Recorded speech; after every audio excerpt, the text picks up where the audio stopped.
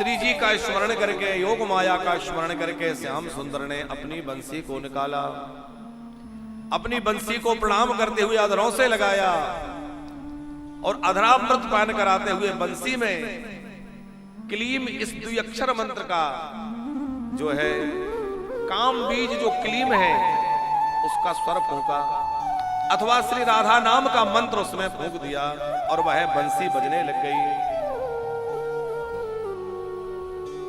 जब बंसी की ध्वनि हुई, इतनी विलक्षण वह बंसी, नित्य प्रति जो बांसुरी बजती है वो सबको सुनाई देती है, पर आज की जो बांसुरी बजी वो सबको सुनाई नहीं दी। केवल उन्हीं गोपियों को सुनाई दी जिन गोपियों को श्री कृष्ण अपने रास में बुलाना चाहते हैं, अपने समीप बुलाना चाहते हैं। केवल और केवल उन्हीं गोपियों को सुनाई दी। और राय साहब जिन गोपियों को सुनाई दी उनको ऐसा लगा कि हमारा नाम लेकर श्याम सुंदर हमें बुला रहे हैं, हमें पुकार रहे हैं। तो जिन गोपियों के कानों में बंसी ध्वनि पड़ी, सुखदेव जी कहते हैं उनके चित्त की अवस्था कैसी हो गई कि निसम्य गीता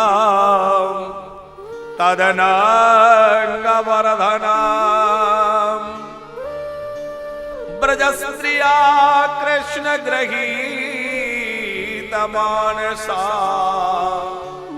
अजगमुरन्यो नमलक्षितोद्यमा सयत्र कांतो जबलोल कुंडला निशम्य गीतम तदनंग वरधना।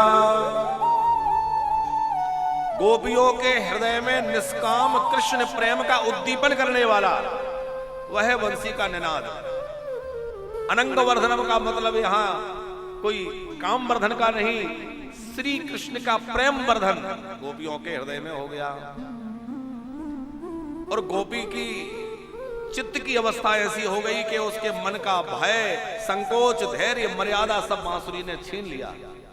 अब वह व्याकुल हो गई और जैसे बिना जल के मछली की स्थिति होती है, गोपियां कृष्ण विरह में तड़पने लगी और कृष्ण के मिलने के लिए भागने लगी। गोपी का मतलब है जिसने अपने आप को छुपा रखा है, गोपनशीला। गोपी शब्द के कई अर्थ हैं। गोवी ही इंद्रिय ही पिबती इति भक्ति रसम इति गोपी।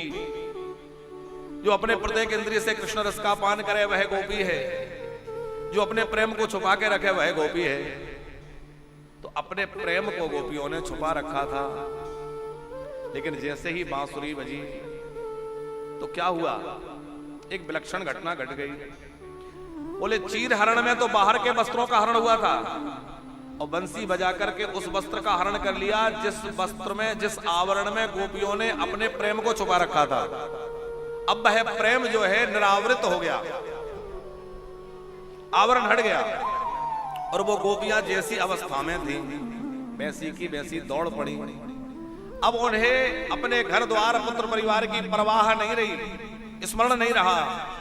अब तो आत्मा और परमात्मा का मिलन होने वाला है, इसलिए वह गोपियां अपने गृह कार्यों को यथास्थान छोड़ करके चल पड़ी।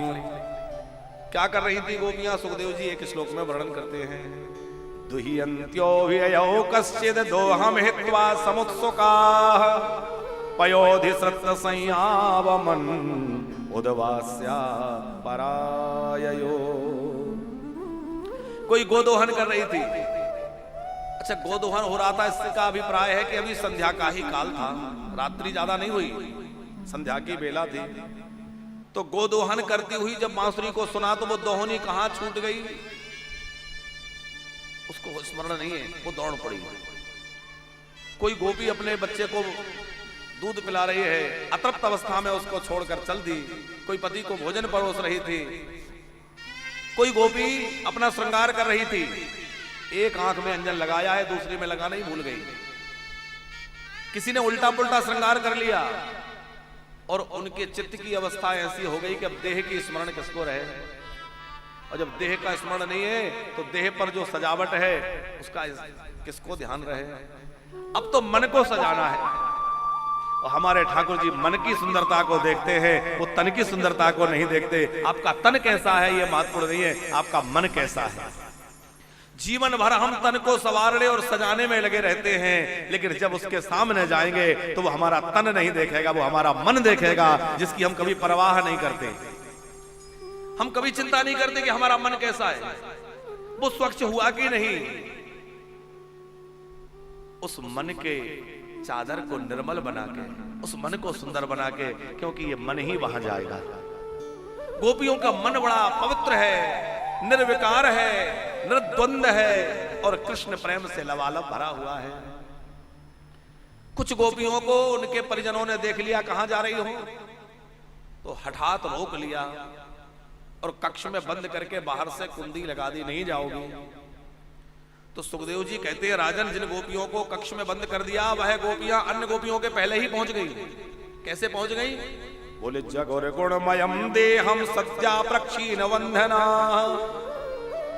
उनके सारे कर्म बंधन समाप्त हो गए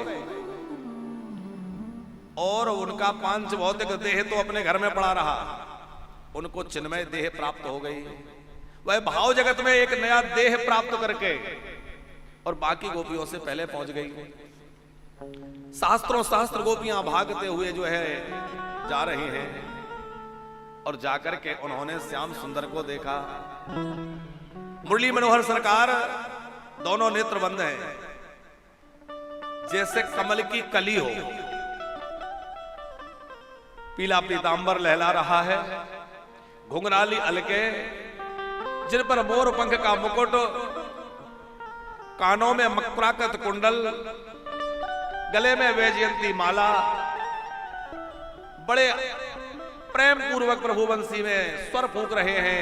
उनकी अंगुलियां बंसी के छिद्रों पर चल रही हैं और श्री कृष्ण प्रेम में भर के बंसी निनाद कर रहे हैं। श्री कृष्ण के उस त्रिभुवन सौंदर्य को देख करके गोपियां निहाल हो रही है।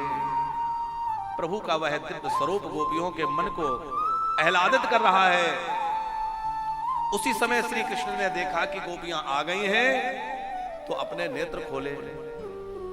शास्त्रों शास्त्र गोपियां चारों ओर आकर के खड़ी हुई हैं और श्री कृष्ण ने अपनी बंसी को तो रखा और गोपियों से कहने लगे, स्वागतम वो महाभागा प्रियम किम करवाणि वा ब्रजस्यानमयं कश्चिद ब्रूतागमन कारणम। स्वागतम वो महाभागा। अरे महाभागाओ, स्वागत है। संबोधन देखिए क्या कह रहे हैं, महाभागा, तुम महाभाग हो, तुम भाग्यशाली हो।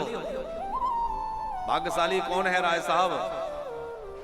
जो धन के पीछे, पद के पीछे भाग रहा है वो भाग्यशाली नहीं है, बल्कि जो सब कुछ छोड़कर कृष्ण दीवाना होकर कृष्ण के लिए आगे बढ़ गया है वो भाग्यशाली है। जो भगवत प्रेम में आगे बढ़ गया है वो भाग्यशाली है।